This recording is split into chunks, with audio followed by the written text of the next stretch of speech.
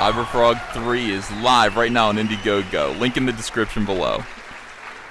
Yeah, this movie cost the president of DC Comics her job. And a bunch of other execs, too, were also taken to the gallows over this disaster, this terrible catastrophe.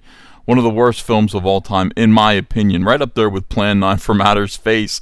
The DC Comics president in question is DIANE Nelson, and now that some time has passed since she took an indefinite leave of absence only to promise never to come back to DC Comics, now she is talking about how she really felt about Joss Whedon's cut of Justice League. Welcome to Comic Artist Pro Secrets. It's me, Ethan Van Sciver, 30-year veteran of the comic industry. 20 of those years were spent at DC Comics. I was there when all this stuff happened. It's pretty funny. Before we get started with this video, please like it and consider subscribing to this channel if you want to hear more content like this. I'd appreciate it. I'm going to keep pumping out videos like this and also some of these atrocious comic book reviews. Somebody's got to do it. I got most of the people who were reviewing terrible SJW comics over the last 6 years just got dispirited and gave up. And you know what? I'll pick up the torch. It sounds like fun. So I'm going to be reading some of the worst comics of all time, and maybe some good ones, and I'll be giving you good reviews of those as well. And I promise daily content from here on out. Okay, Bleeding Cool offers us this. DC Comics president thought Joss Whedon's Justice League was terrible. Oh, that's great. This is terrific. I did know DIANE Nelson. She was brought over to DC Comics around 2011, and everybody was fawning all over her. I remember I had dinner with her at Morton Steakhouse, and it was okay. She was all right.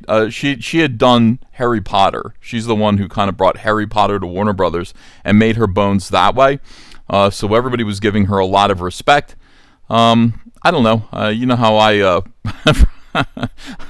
this is I had a few difficulties at DC Comics, and maybe some of them were due to this person who is connected to a lot of Democrats like Dee Dee Myers, stuff like that, who used to work for Bill Clinton's campaign and then found their way over to Warner Brothers. Me, as a conservative, as a Republican, and kind of a loudmouth working for DC Comics, where just about every artist and creator is some sort of political loudmouth, but they're all on the left. I stood out like a sore toe thumb. I know some people were reminding me that I have toe thumbs. Sorry about that. It's true. But I stood out like a sore toe thumb over there, and they definitely wanted to hammer me down at some point. So I didn't really get along with DIANE Nelson too well, but I did find her to be an impressive person nonetheless. It takes takes a skill to be able to take Harry Potter and turn that into a successful movie franchise. She did do that by herself, so she does deserve credit.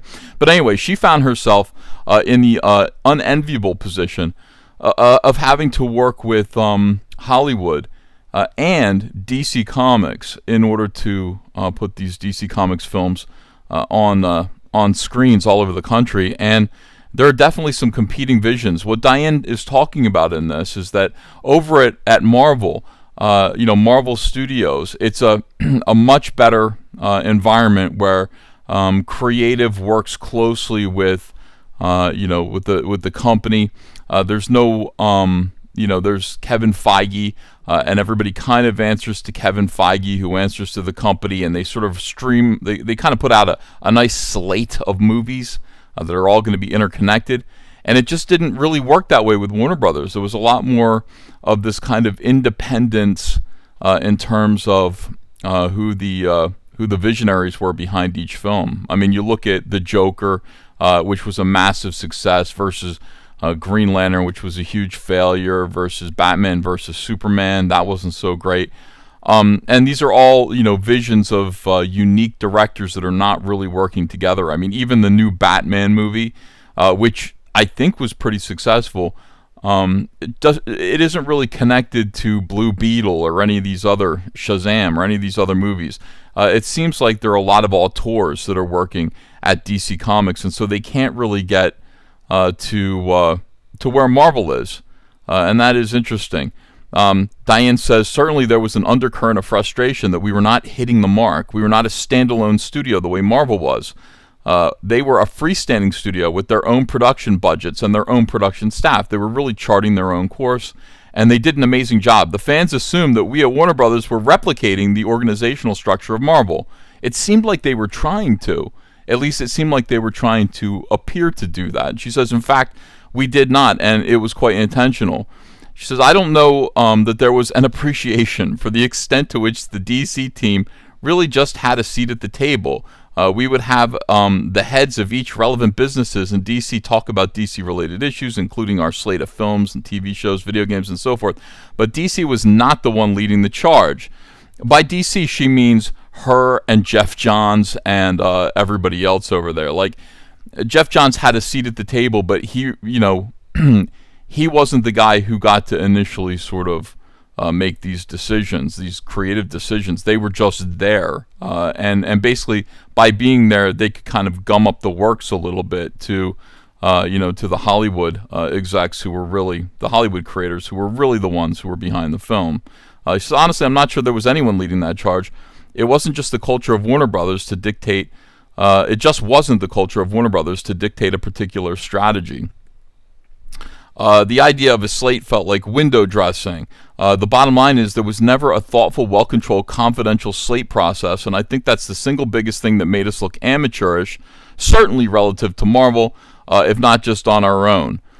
So here she is discussing Zack Snyder, and there was this idea, which she is now throwing cold water on, that Zack Snyder was meant to be the Kevin Feige of the DCU. I mean, even now, Zack Snyder has an enormously powerful and loyal army of fans asking to restore the Snyderverse. But from DIANE's perspective, that was never Zack Snyder's role. He got to do 3 movies here, and the movies would spin out into other movies, but they didn't give Zack Snyder the respect that Kevin Feige had over at Marvel. He just happened to be the director and the creative visionary behind a number of movies over there, so long as they were successful. But they took a look, she says. Look, there's a place for Zack's movies. I would have always wanted Zack to be a part of the DC filmmaker lineup. But should he have been the one defining the universe? Maybe not, in hindsight. Hard questions. All right, so there was never a point where Zack would be leading the DC slate for any particular period of time. So even if it wasn't a conscious decision that Zack Snyder was our Kevin Feige from a consumer standpoint, that's kind of what happened there. That was definitely the perception in the mind of the fans. And then there was what happened after Zack Snyder delivered his version of the Justice League. Remember, they all had to sit down and look at what Zack Snyder was producing for the Justice League, which ended up being the Justice League cut. There was a desire to ensure, this is a nice way of saying they flipped out and were terrified. There was a desire to ensure that the movie was not too long. In other words, it was like 4 hours, it was way too long, and that there was an opportunity for more heart and humor. In other words, like almost every Zack Snyder movie, it was dire. It was really depressing, and it was just a dirge. I mean, that's kind of what Zack Snyder does. And Jeff Johns and other agents for DC Comics, but especially Jeff Johns, was somebody who wanted to bring back the hope and happiness and fun of DC Comics to DC Comics somewhere along the way. And I think it happened with the New 52. DC Comics got overly serious, overly dark, depressing, and ugly. And Jeff would tell me that DC Comics needed to find its hope, its spark, its smile again. It needed to remember that it was the company of the Super Friends, and we wanted these characters to be our Super Friends. If I don't mean the awful Warner Brothers Super Friends. That wasn't so bad. Actually, go back and watch it again. It really isn't that good. In fact, it's terrible. But the feeling that we have when we look at these Jose Garcia Lopez drawings of DC superheroes, that's what DC is, and that's what makes them different from Marvel. And somehow roles got reversed there, and Marvel is the happy, fun company, and DC seems to be the dark and depressing company. So Jeff and forces at DC Comics, I guess, who don't include DIANE. It doesn't sound like DIANE wanted this to happen. They're the one. They came in and said, we need to fix this so that it's actually kind of fun. It needs more heart and humor, and we're going to need to bring in another director to help, and that's Joss Whedon. Now, Joss Whedon, I know, was brought in by Jeff Johns. He would heavily rewrite, recut, re-edit, and shoot new footage. Now, Joss Whedon, of course, tremendously successful at Marvel Comics. Jeff Johns knows him from the comic book industry, from the world of comics, where he was working at Marvel for a little while. These guys would powwow. They were pals. Jeff Johns makes friends with all of these guys. And so I'm sure Jeff was able to convince him to come over and just help. This movie's really depressing. It's not going to be good. Recut, re-edit, rewrite, shoot new footage, including the now infamous CGI Superman lip. Oh, that looks so weird. Why couldn't they do that? When Henry Cavill had grown a mustache he couldn't shave. What did Diane think of what they got? Diane for the first time. My characterization is Josh was a bit of a shiny penny during a time when they were looking for something shiny to grab onto. I thought the final film was terrible, she says. Okay, terrible. See, you're not allowed to say things like that when you're actually working for Warner Brothers. And again, this caused some kind of difficulty between Diane and Jeff. People said, "Your friend, Jeff Johns," to Diane, and Diane said, "Jeff is no friend of mine." So this situation, I don't know, I wish I did know it, to be a fly on the wall. Didn't go well between the two of them, and probably caused a lot of pain and static, and ended up costing both of them their jobs. So I can see that there's some bitterness there, and she, for the first time, is saying, "Look, the movie sucks. It's terrible." I agree. It was painful. I watched that movie. It was awful. I would have preferred. So here's the choice that you have. You either have, and she's saying, you have a choice between a darker than you wanted and overlong Zack Snyder film, which would bomb, but at least it wouldn't be weird, or she calls it a Frankenstein cut, between the, Joss Whedon's happy-go-lucky, millennial speak nonsense, sewed together with Zack Snyder's doom and gloom, and that's what you got. You get the Frankenstein cut. Trinity characters of Batman, Superman, and Wonder Woman should have, by any measure, blown any other superhero movie away, and they didn't. A terrible final film, a Frankenstein cut. And Diane looks back and says, "There's so many things I would do differently. I certainly think that DC would have benefited, the company would have benefited much more strongly had DC been its own independent entity, with its own ability to mandate and set a slate and a vision for its properties. Whomever ran it, it needed to report to the CEO, and it did, I believe. Should have been set up independently, the way Marvel was, with its own budgets and so forth." All right, looking back. A few years later, as Bleeding Cool ends, it's like we've seen the Zack Snyder cut on HBO. People largely liked it. I don't know how it would have fared in theaters. I don't know how it would have done if it were just offered on its own without the extraordinary circumstances of failure that came along with the original cut of Justice League, which hit theaters with Joss Whedon's interference. But boy, this is something else. And I promise you, it is something that this movie is something that Diane will look back on forever and be very sad. Go ahead and dance a little bit, Diane. Shake it all around. Okay, very good. Thanks for watching, everyone. I appreciate it. Hey, listen, go check out all the links in the description below, and back Cyberfrog. Cyberfrog is an auteurs project. There is no interference from anyone who will eventually be convicted of sexual improprieties, the way that some other projects, you might say, suffered from.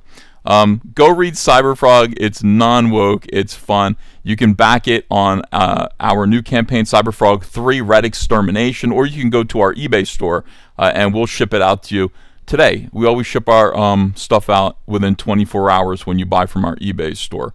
But definitely support crowdfunding, crowdfunded independent comics. It's really the only way of avoiding, this. So thanks very much. I'll see you again later with another video. Take care.